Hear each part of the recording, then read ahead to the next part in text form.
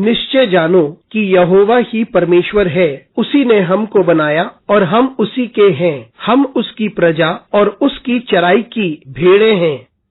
शुक्रवार 5 मई 2023। आज के मनन के लिए मैंने आप ही के लिए चुना है दूसरा इतिहास अध्याय 1 और उसका 11वां वाक्य।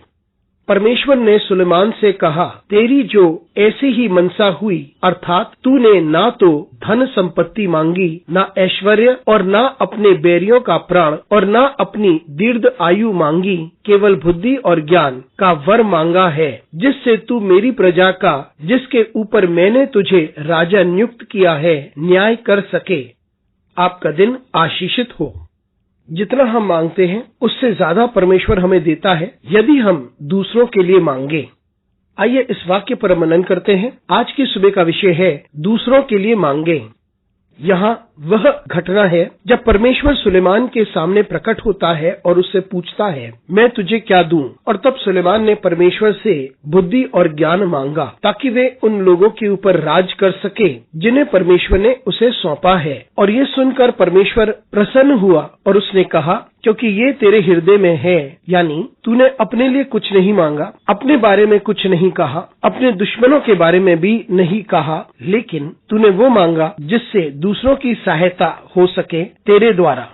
और वो है तूने बुद्धि और ज्ञान मांगा ताकि लोगों पर शासन सही से हो सके। और परमेश्वर ने उसे बुद्धि दी, ज्ञान दिया और सब कुछ, यानी उसे धन संपत्ति से भी नवाजा। मित्रों, इससे स्पष्ट रूप से ये पता चलता है कि जब हम दूसरों के लिए कुछ मांगते हैं और जब हम परमेश्वर से ये कहते हैं कि वे अपने पात्र के रूप में हमें इस्तेमाल करे ताकि हम उसके लोगों के लिए, उसकी महिमा के लिए कार्य कर सकें, तब परमेश्वर ना ही वह देता है लेकिन वह और बढ़कर देता है, जिस प्रकार से उसने सुलेमान को धन संपत्ति और आदर भी दिया कि कोई राजा उसका मुकाबला नहीं कर पाया। इसलिए जब हम नम्र होकर परमेश्वर से दूसरों के लिए मांगते हैं कि परमेश्वर हमें एक पात्र के रूप में इस्तेमाल करे, परमेश्वर उस प्रार्थना को ही नहीं स्वीकारता लेकिन उससे भी अधिक हमें देता है। और ये हमारी सोच और कल्पना से परे होगा। इसलिए हम निरंतर दूसरों के लिए मांगते रहें। अनुग्रहकारी परमेश्वर स्वर्गीय पिता, तुझे धन्यवाद देते हैं, तेरी स्तुति करते हैं, तेरा आदर करते हैं और तेरी महिमा करते हैं। हमारी सहायता कर परमेश्वर ताकि हम दूसरों के लिए